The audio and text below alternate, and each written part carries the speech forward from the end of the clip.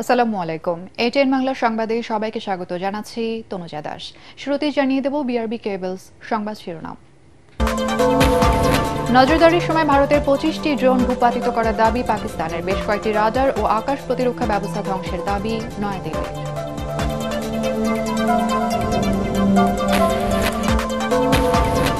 ভারত পাকিস্তান যুদ্ধে পারমাণবিক অস্ত্রের ব্যবহার হলে আক্রান্ত হবে বাংলাদেশ সহ দক্ষিণ এশিয়া। দুদেশের কাউকেই সমর্থন না দেওয়ার পরামর্শ বিশ্লেষকদের।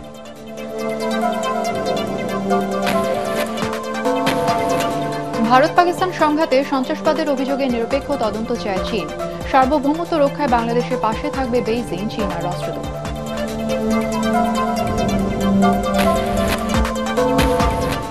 সাবেক রাষ্ট্রপতি আব্দুল হামিদের দেশত্যাগের ঘটনায় অভ্যুত্থানের নেতাদের ক্ষুব্ধ প্রতিক্রিয়া। জড়িতদের শাস্তির আওতায় আনা হবে স্বরাষ্ট্র উপদেষ্টা।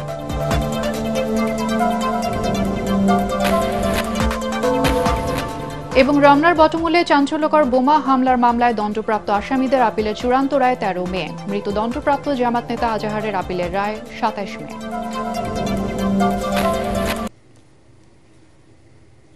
শুনছিলেন বিআরবি কেবলস সংবাদ শিরোনাম। এবারে বিস্তারিত। পাকিস্তানের লাহোর সহ বিভিন্ন স্থানে ড্রোন হামলা চালিয়েছে ভারত। বেশিরভাগ ড্রোন ভূপাতিত করার দাবি করে পাকিস্তানের সামরিক বাহিনী জানায়, এই হামলায় একজন বেসামরিক মানুষ নিহত এবং বেশ কয়েকজন আহত হয়েছেন। নয়াদিল্লি বলছে, ভারতের বিভিন্ন শহরে পাকিস্তানের ক্ষেপণাস্ত্র হামলার পরিকল্পনা ভেস্তে দিতেই এই হামলা চালানো হয়। এতে পাকিস্তানের বেশ কয়েকটি রাডার ও আকাশ প্রতিরক্ষা ব্যবস্থা ধ্বংসের দাবি তাদের। এছাড়া ভারতের বিভিন্ন শহর লক্ষ্য করে পাকিস্তানের ছোড়া ক্ষেপণাস্ত্র ধ্বংসের দাবিও করে নয়াদিল্লি। জাহেদুল আলমের রিপোর্টে দেখুন বিস্তারিত। বিশ্ব নেতাদের আহ্বান অনুরোধের পরেও শান্ত হচ্ছে না পাক ভারত যুদ্ধ পরিস্থিতি, বরং ভারতের অপারেশন সিঁদুর দ্বিতীয় ধাপে গড়িয়েছে বলে জানিয়েছে ভারতের প্রতিরক্ষা দপ্তর। যদিও বর্তমান পরিস্থিতিতে উত্তেজনা বাড়ানোর কোনো ইচ্ছা নেই ভারতের জাতীয় নিরাপত্তা উপদেষ্টার এমন বক্তব্যের পরেও ড্রোন হামলা চালিয়েছে দিল্লি। তাদের দাবি, ভারতের জম্মু কাশ্মীর, পাঞ্জাব, গুজরাট সহ 15টি শহরে হামলা চালানোর পরিকল্পনা ছিল ইসলামাবাদের।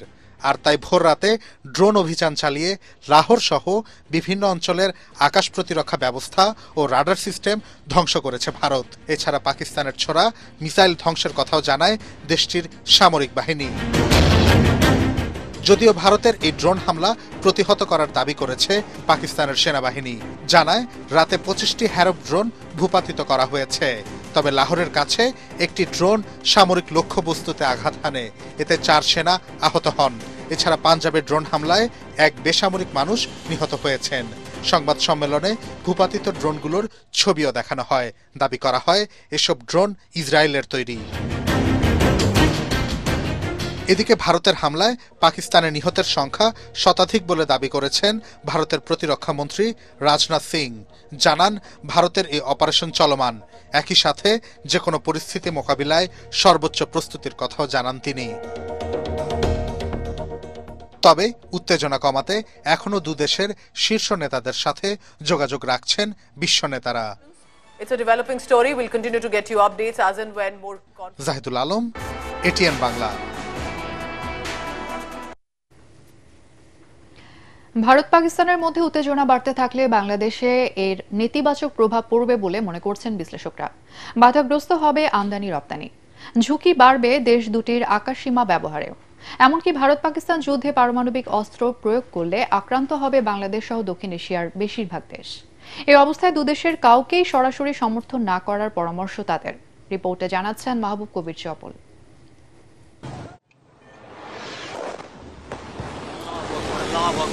দুই পরাশক্তি ভারত পাকিস্তানের উত্তেজনা আতঙ্ক ছড়াচ্ছে দক্ষিণ এশিয়া জুড়ে। India has once again endangered the peace not only in South Asia but in the region. চিন্তার ভাঁজ বাংলাদেশের মতো রাষ্ট্রগুলোর।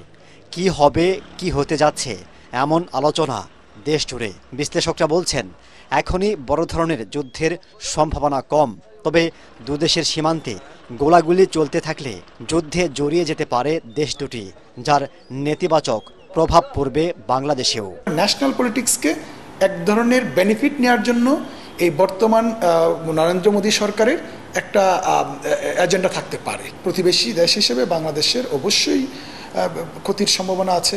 এখানে ইনভেস্টমেন্টের যে স্কোপগুলো আছে সেগুলো মানুষ এগোবে না, সোশ্যাল আনরেস্ট বাড়ার চান্স আছে। সোশ্যাল আনরেস্ট আমাদের তো এখনও রিলিজিয়াসিটি প্রচণ্ডভাবে কাজ করে মানুষের তৃণমূল পর্যায়ে অ্যাটলিস্ট আর রাজনীতিবিদদের মধ্যে। ভারত পাকিস্তানের যুদ্ধাবস্থার মধ্যেই আশঙ্কা তৈরি হয়েছে পারমাণবিক হামলা নিয়ে, কারণ দুদেশে আছে ৩৪২টির মতো পারমাণবিক অস্ত্র। এখনই সে অবস্থার সৃষ্টি হয়নি বলে মনে করছেন ঢাকা বিশ্ববিদ্যালয়ের নিউক্লিয়ার ইঞ্জিনিয়ারিং বিভাগের অধ্যাপক শফিকুল ইসলাম। তবে পাকিস্তান বড় আকারে আক্রান্ত হলে সেই সম্ভাবনা উড়িয়ে দেয়া যাচ্ছে না, আর এটি হলে বিপর্যয় নেমে আসবে দক্ষিণ এশিয়ায়। ভারত এবং পাকিস্তানের মধ্যে একটা দ্বিপাক্ষিক চুক্তি আছে, পরমাণু অস্ত্র ব্যবহার যাতে না করে দুই দেশ, যে কোনো পরিস্থিতিতে হোক না কেন। এই চুক্তি তারা কিন্তু আগে প্রচুর উত্তেজনা দুই দেশের মধ্যে আমরা দেখেছি, কিন্তু তারপরে কিন্তু পারমাণবিক যে ব্যবহার এটা কিন্তু কেউ কখনো চিন্তা করে নাই বা তারা বলেও নাই। পারমাণবিক অস্ত্র ব্যবহার করা এখানে আফগানিস্তানের এটা প্রভাব ফেলবে, আমাদের উপর প্রভাব ফেলবে, পাকিস্তানের উপর প্রভাব ফেলবে, ভারতের উপর প্রভাব ফেলবে। সো এটা তো সুদূর প্রসারী প্রভাব। এই প্রভাব থেকে এটা খালি একটা যে সরাসরি মানুষ মারা যাবে তা না, এটা কিন্তু অনেকে কিন্তু সাইকোলজিস্ট ট্রমাটাইজড হবে, অর্থনৈতিকভাবে অনেক এই জায়গা অনেক সব ব্যবহার করতে পারবে না। তারা বলছেন ভারত পাকিস্তানের পরিস্থিতি গভীরভাবে পর্যবেক্ষণ করা উচিত বাংলাদেশের, তবে কারো পক্ষ নেওয়া ঠিক হবে না। বাংলাদেশ রাষ্ট্র সেখানে মেডিয়েটরের কাজ করা উচিত, সেখানে ফুয়েলিং না দিয়ে বরং কোনো পার্টিকে সমর্থন না দিয়ে ছোট রাষ্ট্রের যে ক্যাপাসিটি তার মধ্য দিয়ে শাটল ডিপ্লোমেসির জায়গায় কাজ করতে পারে। তাদের যে ইস্যুগুলি আছে, যে কাশ্মীরের অমীমাংসিত ইস্যুগুলো, এগুলো তারা এখন কিভাবে একজন মধ্যস্থতার মাধ্যমে সমাধানের পথ খুঁজতে পারে। कर्नल सोफिया कुरैशी। উত্তেজনা নিরসনে জাতিসংঘ কিংবা প্রভাবশালী দেশগুলো ভূমিকা রাখতে পারে বলেও মনে করছেন বিশ্লেষকরা। মাহবুব কবির চপল, এটিএন বাংলা, ঢাকা। ভারত পাকিস্তান সংঘাতে সন্ত্রাসবাদের অভিযোগে নিরপেক্ষ তদন্ত চায় চীন। এ নিয়ে উদ্বেগ প্রকাশ করে বাংলাদেশে নিযুক্ত চীনা রাষ্ট্রদূত ইয়াও ওয়েন জানান, বাংলাদেশের সার্বভৌমত্ব রক্ষায় পাশে থাকবে চীন। বাংলাদেশ চীন কূটনৈতিক সম্পর্কের 50 বছর পূর্তি উপলক্ষে Bangladesh Institute of International and Strategic Studies বিসের সেমিনারে তিনি এসব কথা জানান। চীন সন্ত্রাসবাদের সব রূপ ও প্রকাশের বিরোধিতা করে ভারত ও পাকিস্তানকে সংযম প্রদর্শনের আহ্বান জানান রাষ্ট্রদূত। আরও জানাচ্ছেন সৈয়দ রিয়াজ। বাংলাদেশ চীন কূটনৈতিক সম্পর্কের 5 দশক উপলক্ষে রাজধানীর institute of international and Strategic studies BIISS এই সেমিনারের আয়োজন করে। অনুষ্ঠানে ভারত পাকিস্তানের সংঘাত নিয়ে উদ্বেগ প্রকাশ করেন বাংলাদেশে নিযুক্ত চীনা রাষ্ট্রদূত। বলেন, শান্তি প্রতিষ্ঠায় দুদেশকে অগ্রণী ভূমিকা রাখতে হবে। ভারতের সন্ত্রাসবাদের অভিযোগ নিয়ে নিরপেক্ষ তদন্ত হওয়া প্রয়োজন। এছাড়া ভারত পাকিস্তানের মধ্যে উত্তেজনা আরও বাড়াতে পারে এমন কোনো পদক্ষেপ থেকে দুই দেশকেই বিরত থাকতে হবে। তিস্তা প্রকল্প বাস্তবায়নে বাংলাদেশকে সহায়তা করতে প্রস্তুত চীন, তবে এ বিষয়ে বাংলাদেশকে সিদ্ধান্ত নিতে হবে বলে জানান ইয়াং ওয়েন। রোহিঙ্গা সংকট সমাধান ও মিয়ানমারে মানবিক করিডোর নিয়েও কথা বলেন চীনা রাষ্ট্রদূত।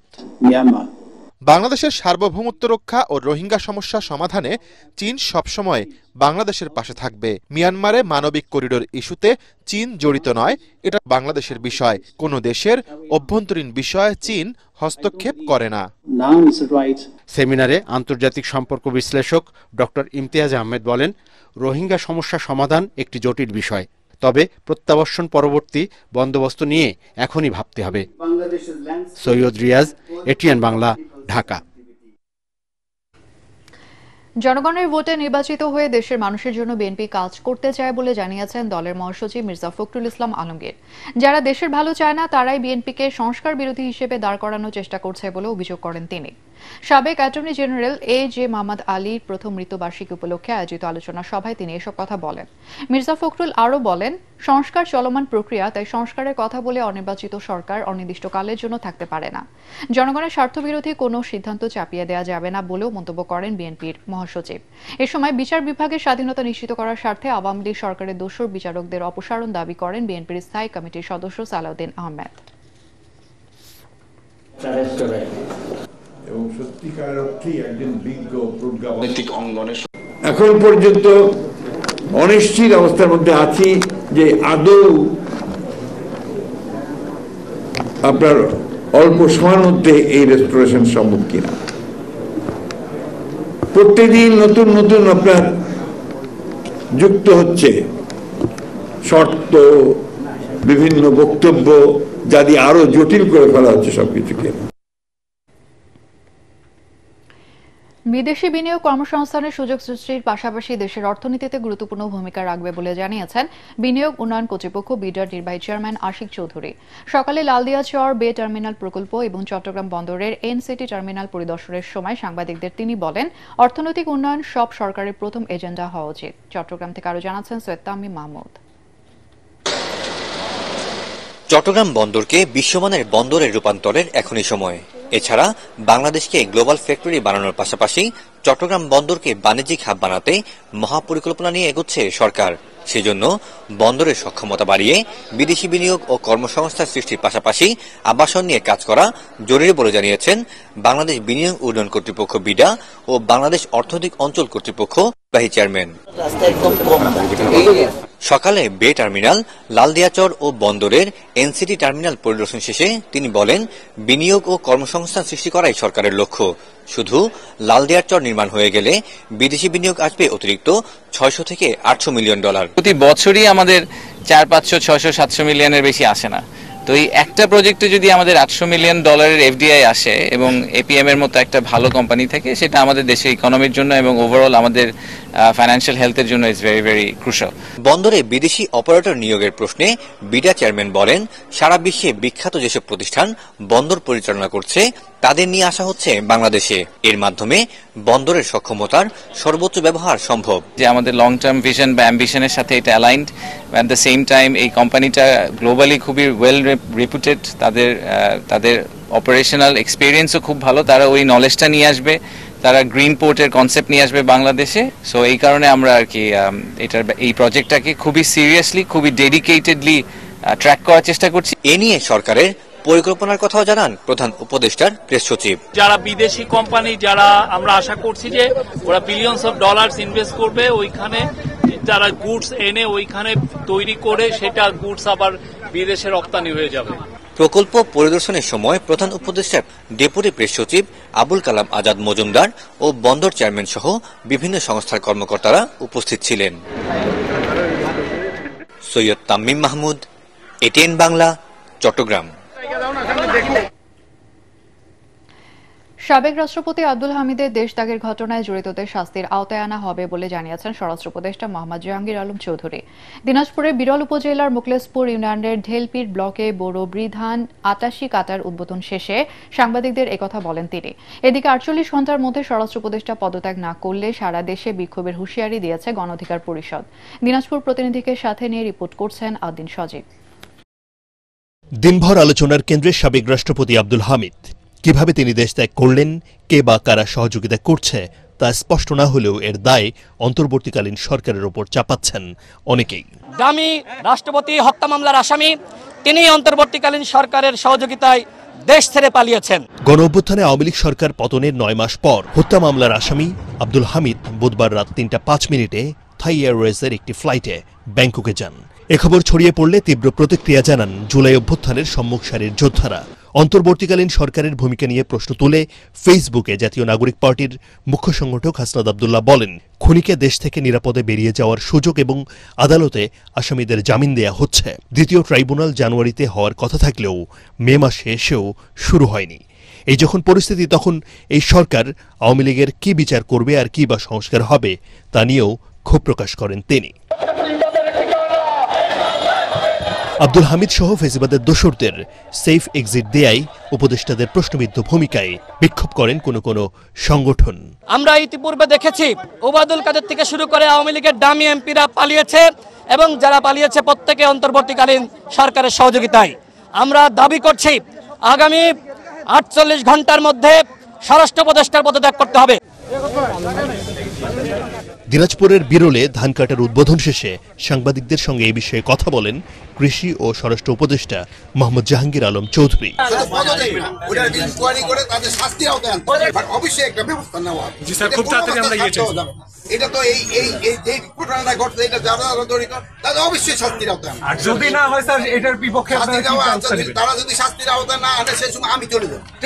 এ সময় স্বরাষ্ট্র উপদেষ্টা বলেন, ভারত পাকিস্তান যুদ্ধে ভয়ের কোনো কারণ নেই, সম্পূর্ণ নিরাপদ রয়েছে বাংলাদেশের সীমান্ত। এখানে কোনো ভীতির কোনো কারণ নেই, আমাদের এই বর্ডার সম্পূর্ণ সিকিউর, এখানে কোনো ধরনের কোনো সমস্যা নেই। আদ্দিন সজীব, এটিএন বাংলা।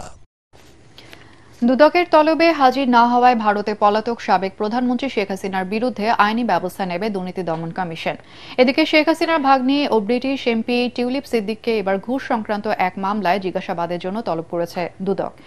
ইস্টার্ন হাউজিং লিমিটেডের কাছ থেকে ঘুষ হিসেবে ফ্ল্যাট নেয়ার অভিযোগে দায়ের করা মামলার তদন্তে আসামি হিসেবে বক্তব্য দেওয়ার জন্য আগামী 14 মে সকাল 10টায় দুদকের প্রধান কার্যালয়ে তাকে হাজির হতে বলা হয়েছে। দুদকের এই সংক্রান্ত নোটিশে এসব তথ্য জানানো হয়।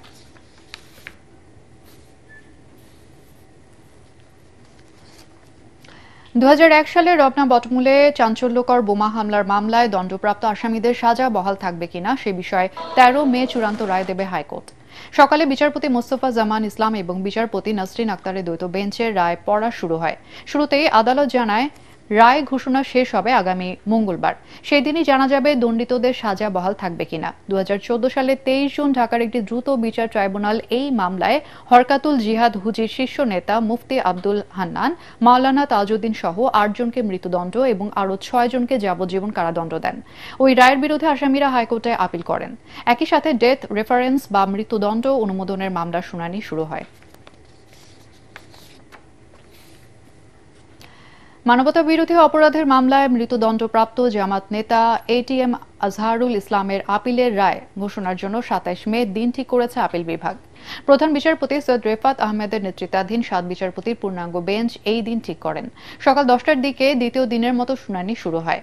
আজহারের পক্ষে শুনানি করেন অ্যাডভোকেট শিশির মনির। এ সময় জামাতের শীর্ষ পর্যায়ের কয়েকজন নেতা আদালতে উপস্থিত ছিলেন। এর আগে 7 মে আপিলের প্রথম দিনের শুনানি শেষ হয়।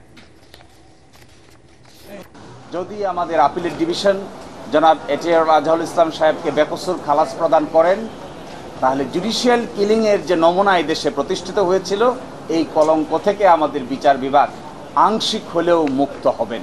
এবং আমরা এক্সপেক্ট করি আপিল বিভাগের পূর্ণাঙ্গ বেঞ্চ জনাব এটিএম আজহারুল ইসলাম সাহেবকে বেকসুর খালাস প্রদান করবেন। আগামী 15 মে থেকে 15 জুলাই পর্যন্ত বিএনপির প্রাথমিক সদস্য সংগ্রহ ও নবায়ন কর্মসূচি চলবে। 1 কোটিরও বেশি নতুন সদস্য সংগ্রহের লক্ষ্য বলে জানিয়েছেন দলটির সিনিয়র যুগ্ম মহাসচিব রুহুল কবির রিজভী। সকালে নয়াপল্টনে বিএনপির কেন্দ্রীয় কার্যালয়ের সংবাদ সম্মেলনে তিনি অভিযোগ করেন, একদলীয় দুঃশাসন কায়েম রাখতে স্বৈরাচার আওয়ামী লীগ সরকার বিএনপির সাংগঠনিক কর্মকাণ্ডকে বাধাগ্রস্ত করেছে। এবার আনুষ্ঠানিকভাবে সদস্য সংগ্রহের মাধ্যমে দল পুনর্গঠন করবে বিএনপি। দলের এই মুখপাত্র জানান, জাতীয়তাবাদে বিশ্বাসী সমাজের সকল ক্ষেত্রের মানুষ বিএনপি সদস্য হতে পারবেন। টার্গেট করছি প্রায় 1 কোটির অধিক আমরা এবারে প্রাইমারি মেম্বার অর্থাৎ প্রাথমিক সদস্য সংগ্রহ আমরা করব ইনশাল্লাহ। যাচাই বাছাই তো নিশ্চয়ই থাকতে হবে, কারণ কোনো দোসররা এলাকায় সন্ত্রাসী করেছে, জমি দখল করেছে, টাকা পাচার করেছে, তারা তো নানাভাবেই ঢুকে পড়ার চেষ্টা করবে। সেটাকে যাতে খুব শক্তভাবে তাদেরকে এড়িয়ে যেয়ে একবার ফ্রেশ মানুষ, সমাজের যাদের সুনাম আছে, এলাকার মধ্যে সবাই যাদেরকে ভদ্রলোক বলে জানে, এরা যাতে আমাদের সদস্য হতে যাতে কোনো ধরনের বাধা না পায়, আমরা সেটাই টার্গেট করব। জুলাই আন্দোলনের বিচার হলে ভবিষ্যতে জালিমরা আর দেশে ফিরতে পারবে না বলে মন্তব্য করেছেন জামাত ইসলামের আমির ডাক্তার শফিকুর রহমান। সকালে রাজধানীর আজিমপুর কবরস্থানের সাবেক কেন্দ্রীয় সহকারী সেক্রেটারি জেনারেল প্রয়াত ব্যারিস্টার আব্দুর রাজ্জাকের কবর জিয়ারত শেষে সাংবাদিকদের তিনি একথা বলেন। এ সময় আমিরে জামাত বলেন, তারা যেভাবে অত্যাচারের শিকার হয়েছেন অন্য কোনো দল তা হয়নি। জামাতের নেতাদের ফাঁসি দিয়ে মারা হয়েছে, বিনা অপরাধে জেল খাটানো হয়েছে বলে উল্লেখ করেন তিনি। ইয়া আল্লাহ, অপরাধ গুনাহের মাঝে নিমজ্জিত মাবুদ, আয় আল্লাহ, আমাদের গুনাহ না হয় হিমালয় আমাদের উপরে হাজার জাতের জুলুম করা হয়েছে, যেটা অন্য কোনো দলের উপরে না। সবার লোক মারা গেছে, কিন্তু আমাদের লোককে দফায় দফায় ফাঁসি দেওয়া হয়েছে। জেলের ভিতরে আমাদের সিনিয়র নেতৃবৃন্দকে খুন করা হয়েছে। সর্বশেষ খুনের শিকার হয়েছেন আল্লামা দিলওয়ার হোসেন সাঈদ। 24-এর আন্দোলনে যারা শহীদ হলো, যারা পঙ্গু আহত হলো, যারা জীবনের তরে জিন্দা শহীদ হয়ে এখন বিছানায় পড়ে আছে, কাতরাচ্ছে, অন্ধ হয়ে, প্যারালাইজ হয়ে, তারা যেন ন্যায় বিচারটা পায়।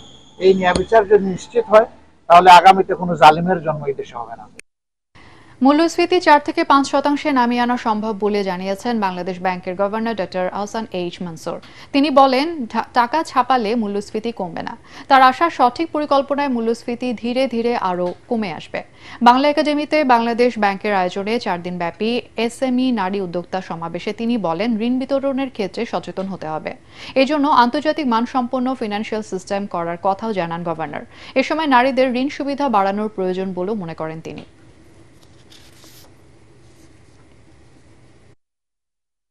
আমরা যদি একদিকে টাকা ছাপাই, আরেকদিকে বলি যে ইনফ্লেশন কমবে, তা তো হবে না। আমাকে we have to make a hard choice, and সেই জায়গাটাতে আমরা কাজ করছি। একটু সময় লাগছে, কিন্তু আস্তে আস্তে কমে আসবে। কমছে।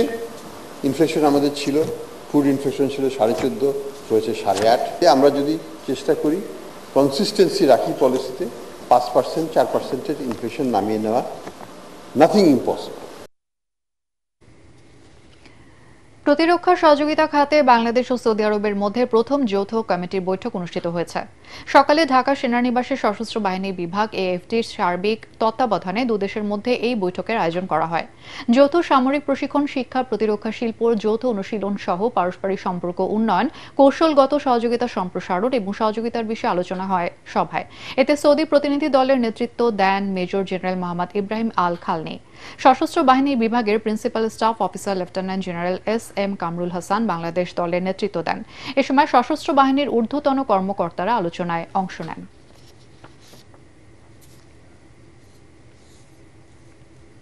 এবার আল আরাফা ইসলামী ব্যাংক অর্থ সংবাদ।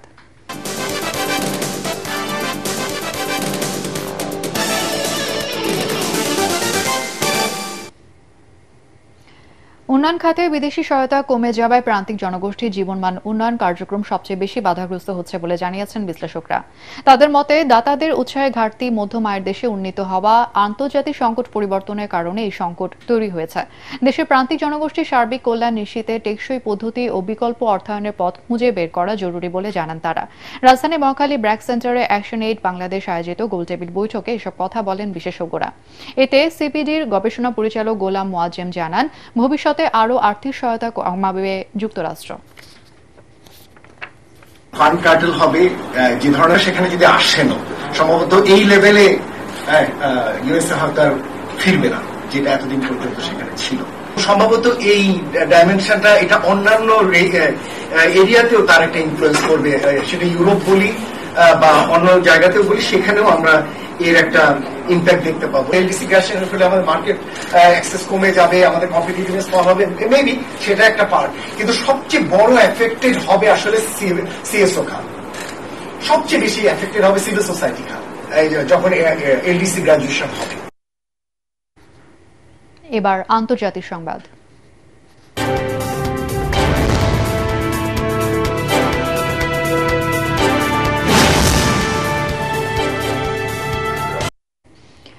পারস্য উপসাগরের নাম বদলাতে চান মার্কিন প্রেসিডেন্ট ডোনাল্ড ট্রাম্প।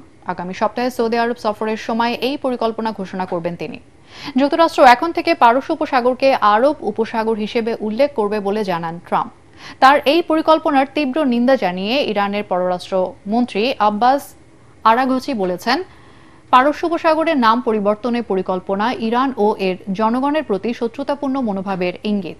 মার্কিন সংবাদ মাধ্যম এপি জানায়, দীর্ঘদিন ধরে আরব দেশগুলো ইরানের দক্ষিণের গুরুত্বপূর্ণ এই জলভাগের ভৌগোলিক নাম পরিবর্তনের জন্য চেষ্টা করে আসছে। 16 শতক থেকে পারস্য উপসাগর নাম ধরে রেখেছে ইরান। গত জানুয়ারিতে মেক্সিকো উপসাগরের নাম পরিবর্তন করে আমেরিকা উপসাগর রাখেন ডোনাল্ড ট্রাম্প।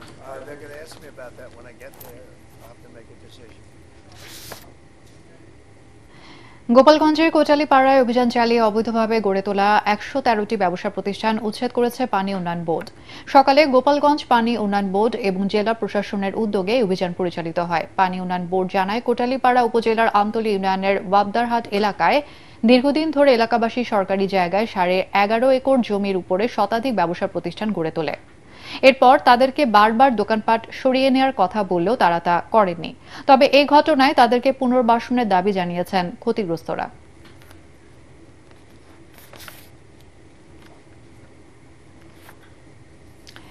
ঝালকাঠি আঞ্চলিক পাসপোর্ট অফিসে কোনো হয়রানি ছাড়াই মিলছে পাসপোর্ট, এতে জনমনে ফিরেছে স্বস্তি। সেবা প্রত্যাশীরা যাতে ঠিক সময় পাসপোর্ট হাতে পায় সেদিকে বিশেষ নজর রাখা হচ্ছে বলে জানিয়েছে অফিস কর্তৃপক্ষ। ঝালকাঠি প্রতিনিধি HM নাসির উদ্দিনের পাঠানো রিপোর্ট জানাচ্ছেন ফারহিন ইসলাম টুম্পা। আগের সেই চিরচেনা জটলা নেই দালালের দৌরাত্ম্য, সবাই স্বস্তি নিয়ে পাসপোর্ট করছেন। এমনই চিত্র এখন ঝালকাঠি আঞ্চলিক পাসপোর্ট অফিসের।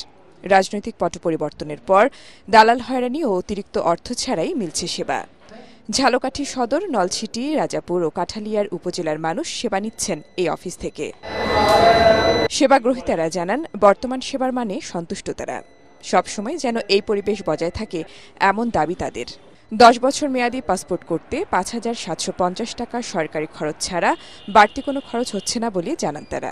আমরা কল্পনা করতে না আগের মতো কোনো হয়রানি হয়তো না, আমরা খুব সুন্দরভাবে সবকিছু করতে পারছি। আমরা পাসপোর্ট করছি, অনেক ভালো হয়েছে, আগের মতো হয়রানি হয়তো হয় না। কতদিনে পাসপোর্ট মানে টাইম মতো যে টাইম দিয়েছে ওই টাইমের ভিতরেই পাইছি। দালালি না এবং হয়রানির শিকার হয় না এবং খুব ভালো সার্ভিস পাচ্ছি আমরা। বাড়তি কোনো টাকা লাগে না, আমরা এইভাবে যেন সার্ভিস পাই, কোনো সমস্যা হয় না।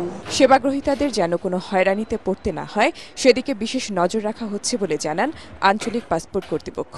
কারো যদি কাজটা কোনো কারণে নাও হয়, কি ত্রুটির জন্য হচ্ছে না, আমরা চেষ্টা করি সেটাও বুঝিয়ে দেওয়ার জন্য। যারা পাসপোর্ট পেতে চান বা পাসপোর্ট নিতে এসেছেন বা আসছেন তারা যেন সঠিক সময়ে পাসপোর্টটি পেয়ে যান, এজন্য আমি এবং আমার টিম সর্বোচ্চটুকু চেষ্টা করছি এবং করে যাব। প্রতিদিন এখানে 40 থেকে 45টি অনলাইন আবেদন ফর্ম জমা পড়ছে। বিপরীতে 50 থেকে 60টি নতুন পাসপোর্ট গ্রাহকদের হাতে দিচ্ছে অফিস কর্তৃপক্ষ। Bureau report, ATN Bangla. এবার খেলার খবর।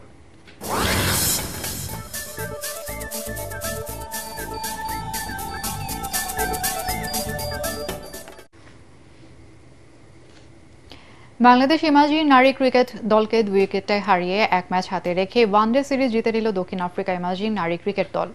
চট্টগ্রামের বীরশ্রেষ্ঠ শহীদ মতিউর রহমান ক্রিকেট স্টেডিয়ামে দ্বিতীয় ওয়ানডেতে আগে ব্যাট করার সিদ্ধান্ত নেয় স্বাগতিকরা। এক পর্যায়ে 45 রানে 6 উইকেট হারিয়ে 100-র নিচে অল আউটের সংখ্যায় পড়ে তারা। তবে সপ্তম উইকেট 81 রানে জুটি গড়ে সেই সংখ্যা কাটিয়ে দেন শারমিন সুলতানা এবং ফারজানা ইয়াসমিন। 59 রান করেন শারমিন, 44 রান আসে ফারজানার ব্যাটে। তাতে 151 রানের পুঁজি পায় বাংলাদেশ নারী ক্রিকেট দল। জবাবে 97 রানের প্রতিপক্ষের 7 ব্যাটারকে ফিরিয়ে জয়ের সম্ভাবনা তৈরি করেন স্বাগতিক বোলাররা। তবে গান্ধী পাপামার 52 এবং শেষ দিকে এডিস মারি মার্কসের অপরাজিত 31 রানে 4 বল হাতে রেখে জয় নিশ্চিত করে দক্ষিণ আফ্রিকা ইমাজিন নারী ক্রিকেট দল।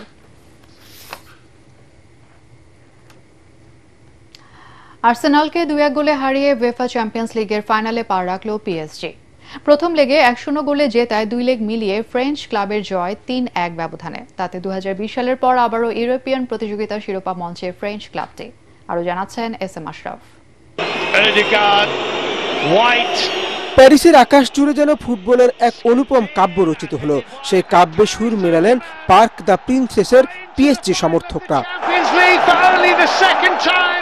যদিও গ্যালারি ভর্তি দর্শকদের হৃদয়স্পন্দন আর হাওয়ায় ওরা পতাকা দুললে বন্ধ হওয়ার উপক্রম হয়েছিল ম্যাচের 4 আর 8 মিনিটে। তবে গোলরক্ষক জিয়ানলুইজি দোন্নারুমার প্রতিরোধ ভাঙতে পারেনি আর্সেনাল ফুটবলাররা। তবে নিজেদের ফিরে পেতে সময় নেয়নি পিএসজি। বল পায়ে খিচা কাবারেজকেই ছিলেন খোলা আকাশের বজ্রধ্বনি, আর রুইস পিয়ানো বাজানো নিখুঁত সিম্ফনি। তাতেই 27 মিনিটে এগিয়ে যায় স্বাগতিক দল। এরপর আর্সেনাল লড়ে হৃদয়ের সবটুকু শক্তি দিয়ে 64 মিনিটে গোলের সম্ভাবনাও জাগান বুকায়ো সাকা। তবে তার জোরালো শট আবারও প্রতিহত দোন্নারুমার হাতে। মনেই হচ্ছিল নিয়তির লিখিত নায়ক যেন প্যারিসের ক্লাবটি।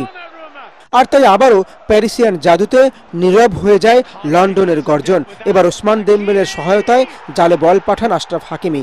2 লেগ মিলিয়ে পিএসজি তখন এগিয়ে যায় 3-0-তে। গানাররা ক্ষণিকের জন্য হলেও ফিরে আসার সম্ভাবনা তৈরি করে যখন 76 মিনিটে লিয়ান্দ্রো ত্রোসার পাসকে গন্তব্যে পাঠান Bukayo Saka.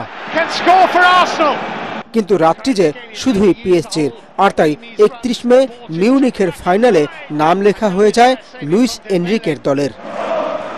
SM Ashraf, ATN Bangla. শেষ করার আগে বিআরবি কেবলস সংবাদ শিরোনাম আরও একবার। নজরদারির সময় ভারতের 25টি ড্রোন ভূপাতিত করার দাবি পাকিস্তানের। বেশ কয়েকটি রাডার ও আকাশ প্রতিরক্ষা ব্যবস্থা ধ্বংসের দাবি নয়াদিল্লির।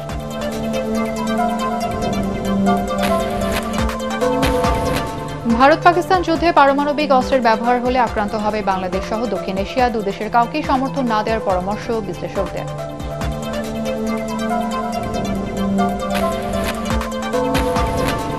ভারত পাকিস্তান সংঘাতে সন্ত্রাসবাদের অভিযোগে নিরপেক্ষ তদন্ত চায় চীন। সার্বভৌমত্ব রক্ষায় বাংলাদেশের পাশে থাকবে বেইজিং, চীনা রাষ্ট্রদূত।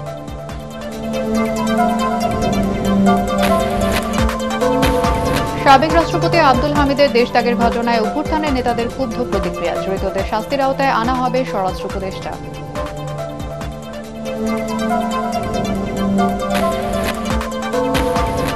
এবং রমনার বটমূলে চাঞ্চল্যকর বোমা হামলার মামলায় দণ্ডপ্রাপ্ত আসামিদের আপিলের চূড়ান্ত রায় 13 মে। মৃত দণ্ডপ্রাপ্ত জামাত নেতা আজহারের আপিলের রায় 27 মে।